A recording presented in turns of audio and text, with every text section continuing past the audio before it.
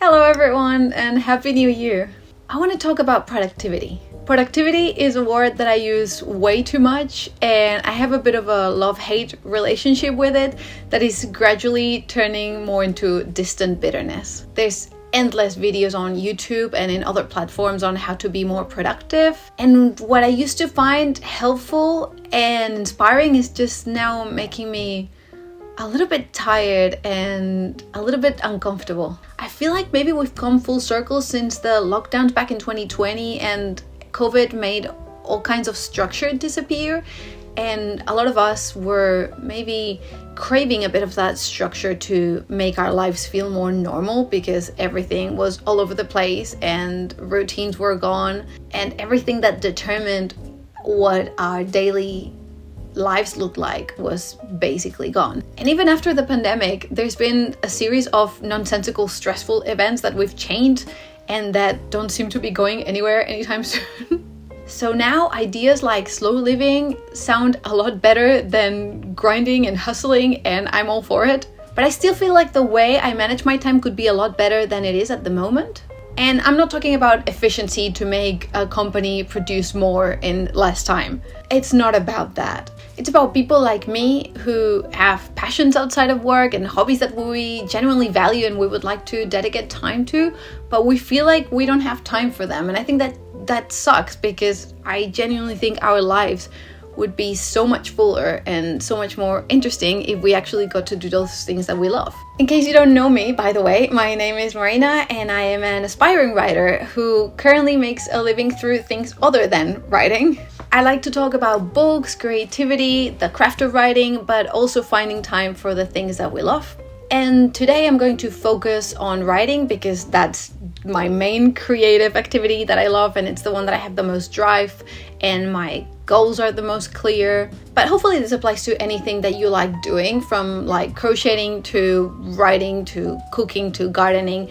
Anything that always makes you go, I really love this thing, I wish I had more time for it if I didn't already have a really long list full of priorities that life has imposed on me. So let's talk about the problem first. I always have a tea and I never find the moment to drink it while I'm talking.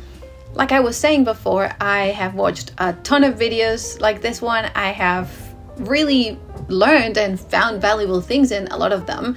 But there's something that never works for me, which is the idea that it all starts with intentions. It all starts with a vision board or knowing your why. I kind of know my why. Like, my why is I love writing and I would like to be able to share those stories with other people, and ultimately it would be really great to make that my job. But I need an action plan. I need a list of things. I think just knowing my intentions, especially when my intentions might change every day. Because today my why might be proving my worth. Tomorrow it might be exploring this creative interest. The day after it might be just enjoying the craft of writing without any other ambition to it. And the next day I might not even have a why or a reason to do things because I might feel like a failure because I'm a human being and I have good days and bad days. So even though I recognize the value in setting up intentions and defining your whys and your values and your reasons to do what you're doing, I think I need something more specific than that. So for now at least, I'm gonna skip that part. Another issue is I will never wake up at 5 a.m. if I can help it. My life is just not suited for that at the moment. People around me have like normal, regular schedules that don't adapt to this 5 a.m. madness that's been going on for a few years now. And maybe if I committed to go on a strict routine like that, it would mean that I won't have time to spend with my loved ones, and that would be a year maybe when I write 3 books, but it would be a shit year because I didn't have time to spend with my loved ones, and that's not something I'm willing to trade at this point in my life. Instead of having to rush back home at 8 p.m. because I know that I have to be in bed by 9, I prefer to spend a bit more time with my people and just find the time somewhere else. The third issue is a little bit connected to this. It's about something that actually I don't value at all and is stealing time from my day because I let it. I'm not gonna blame it on its own because it doesn't have a conscience, I hope. And the thing I'm talking about here is social media. I don't like social media at all. I know it sounds a bit weird and a bit hypocritical to be saying that on a YouTube video, but YouTube feels different. I don't know if I'm the only one who thinks that, but a lot of the time I feel like YouTube is more unidirectional in the way that when I'm consuming content as a viewer, I don't feel like I'm having a conversation with the creator. I feel like the creator has created those things independently and I'm just watching them like I could watch TV. And as a creator, I have no idea how I feel just yet because I'm still experimenting with this. So, but yeah, I guess as a millennial, I associate YouTube more to what used to be TV, but other kinds of social media like Instagram, TikTok, Facebook, even Reddit, it pretends to entertain me when it's actually just making me feel miserable and wasting my time. I don't even notice that that's what's happening until it's been months and I'm already anxious and on edge about everything. And then there's times, for example, when I'm traveling where I realize I decide to take a break from social media, for example, because I'd rather be doing other things that are more interesting for me in that moment. That's when I realize that I don't miss it at all and how much time it was taking from my day. A couple of considerations that I would like to think about when trying to find time for these hobbies or these passions or these endeavors that you might want to dive into. The first one is, do I make money from this? What I mean by this is this creative activity your job or something that brings you any kind of income? And also, do you have to respond to third parties about it? This is not me trying to diminish all of those things in your life that don't make you make money, but sometimes in life we are more busy than other times and there's just no more that we can offer. That's just, we're giving everything we have already. And in those times where you already have to meet deadlines, you have to respond to obligations, don't turn your passions into additional fuel in this like bonfire of guilt. It doesn't mean you don't care. It doesn't mean you're giving up on your dreams. It just means life is complex, especially adult life. And you can't always control your circumstances or like ever.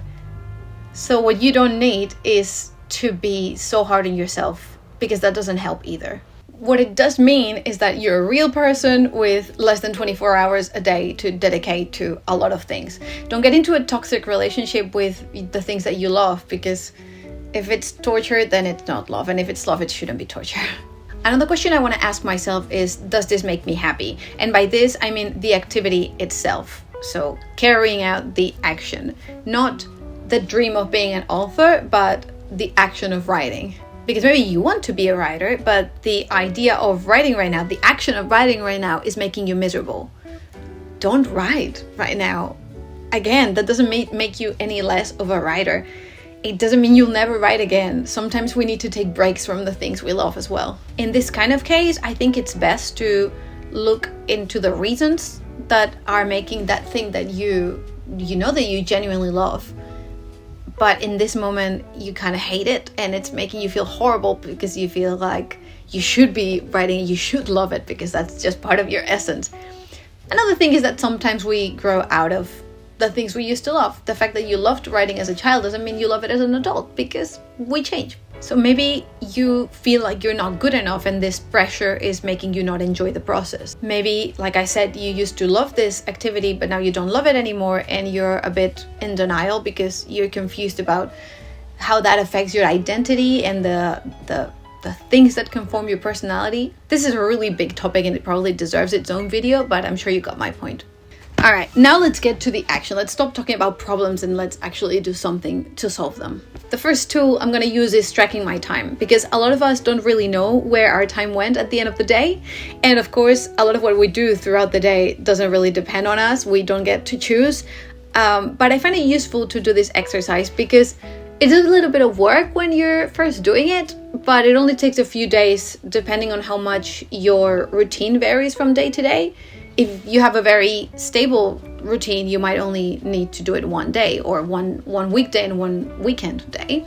So the process is very simple, right? From the moment you wake up until the moment you go to bed, you use a stopwatch to see how much time it takes to do all the things that you do. It might sound a bit annoying or a bit of a waste of time, but it's not, I promise you. It's a lot of really good information. So for example, if you're doing something like getting ready, you don't have to track brushing your teeth, fixing your hair, put on makeup, get dressed, whatever. You can just call it getting ready. And that'll give you a rough idea. This is not like a scientific study. It's just for yourself. It's just for your own knowledge. The goal of this is not to stress out about how much time you have or how little you have or how much you waste or how little you have available to you, but to observe. Because this way you can spot in between obligations and activities that you do enjoy, those little pockets of time where you're randomly doing something that doesn't actually do anything for you and that you could instead be investing in something else. Which brings me to the next point. Let's talk about smartphones. I know I've mentioned social media, but specifically smartphones, because I don't go on social media and I still find that the biggest time thief in my day is my phone. I find myself reaching for it more times than I'm comfortable admitting, and I'm sure I'm not alone in this. For the past few weeks though, I've been trying to avoid it, and I'm like both astonished and terrified about how days already seem a lot longer, even though the only change that I've implemented is trying to question when I pick up my phone if there is a reason for me to have done that. Like maybe I was trying to check the time, and then I realized that I've been on whatever social media or whatever website for 20 minutes when literally the only thing I wanted to do was know what time it is. Of course, I constantly catch myself taking my phone and looking at it, trying to remember what I was going to do with it. But the difference is that now I'm trying to tell myself to put it down or do whatever I was going to do with it, be done with it and move on with my life and go do something that's actually worth my time. I'm not going to pretend that any of us has the luxury to not use our smartphone anymore, because literally everything in our lives seems to be controlled by them now. But at least I'd like to have control over it. Like, I don't let my toaster decide where my time goes. Why does my phone have that power over me? Next, I would like to talk about accepting that not everything can be a priority all of the time. If you're watching this video, there's a chance that you're also constantly stressing out about what you should be doing and what you should be doing about it, or how you should be doing it right and you're not. In my case, for example, I feel like I'm always trying to sleep well, have a balanced diet, save up, keep the house clean, follow my passions, read lots of books, recycle, reuse, and reduce. Be there for the people that I care about, take care of myself, and then proceed to explode from not being able to do any of these things. Please let me know if you reflect on this, because it'd be nice to know that I'm not the only one. So the thing is, thankfully we're not machines, so we can't do everything, or we can't do everything all the time. So even though I would love to prioritize my writing, there's times that I can't because I'm just so busy with work or with family events or with other things that also matter. Sometimes it happens to be Christmas and there's just no time for anything other than family celebrations, because where I'm from in Spain, there's a lot of days that we gather together and celebrate. And I don't want to spend those happy days or jolly days thinking about all the things I should be doing and I'm not doing. Because it's pointless, because I'm still not going to be able to do it, and I'm not enjoying the moment, and I'm also not doing the things that I would like to be doing, or that I think I have to be doing. And then there's the other side of this, where sometimes you're so into your book or other kind of creative projects that you're doing that you forget to do laundry for 2 weeks. And that's okay. Yeah, maybe you're out of socks, but you're also a person who just finished a draft and you're a sockless happy chappy. Another thing that is good to acknowledge, I think, is that a bit is better than nothing, and it's also better than burnout. Alright, so this is not a groundbreaking idea, but you need to be consistent to be able to finish something like a book. And this applies to a lot of other long-term projects. Sure, you might be able to speed through 50,000 words, for example, with the November writing challenges, but at least in my case, that's not the usual. Most long-term goals you're going to achieve through consistency. So what I'm going to do this year, and what I'm going to try and do, is aim for a comfortable amount of words that I know for sure I can write every day. And I think it's the same as aiming for a 10-minute walk every day, or reading 10 pages of a book, or doing one lesson on Duolingo. The idea is to reduce it to such a small unit of progress that after some time it just feels weirder not to do it. Next would be taking breaks even from your passions. There's going to be times where, despite all of this amazing list of tips and strategies that I'm giving you, you're going to feel nothing but contempt and resentment against this project that is a constant reminder of how much you're failing at accomplishing something. You can take a break from it, even if it's a passion project. Even if you love it with all of your heart, even when you're scared that you will get too disconnected from the world and the characters. I'm looking at you, Marina. And to be honest, that has happened a few times actually, that I separate from a project so much that it feels like we'll never be able to reconnect. But that's okay. There's no point on working on something when you can't manage to do it with even like a remotely positive attitude. I think, at least for me, I can push through, but only if there's still a little bit of love and intention for what I'm doing. If all of those things are gone, I think it's best to just postpone it, leave it for some other time, or just accept the breakup. My next thought on this is to focus on the process and basically ignore the goal, except for during periodic checkpoints. The idea behind this is that because there's certain goals, like writing a book, that takes so long to complete and therefore tend to have several phases and a certain level of complexity, thinking about it as a whole can feel a bit overwhelming and can have a bit of a blocking effect, at least for people who work like me. So what do I do to avoid this? Or what am I going to do from now on? Or hopefully I will too. To avoid this, I would like to roughly plan a timing at the beginning, or like a calendar for the project, then forget about it for the daily work, and then just do periodic checkups where every now and then I will take a step back and look at how I'm doing, but on a daily basis, I will not be thinking about the big picture. I will just be sitting down and writing. And at the end of the month, for example, I can stop and see how I did and how I'm going to do in the next few weeks or next few months, but not on the daily basis, because I find that that doesn't help. One key flaw in my planning previously has been to not account for unexpected events, or to feel way too defeated when they happen and they destroy all my planning. So I'm going to try and be a little bit more realistic on how I plan my timings, but also assume that not every day the planets will align and I will be super inspired. And if something happens and screws up my already pretty pessimistic planning, I'm going to try and accept that that's life, and that doesn't mean I'm a shit writer or a terrible planner or a horrible person, just that life happens.